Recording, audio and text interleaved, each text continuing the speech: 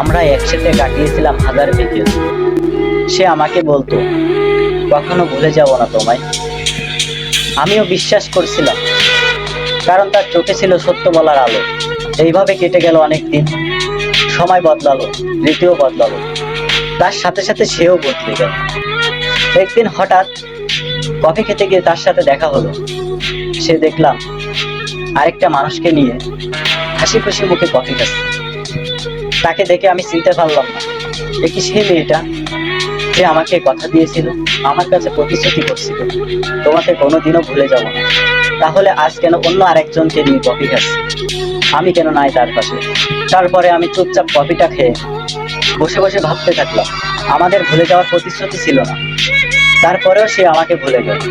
মানুষ সব ভুলে যায় সময় হলে।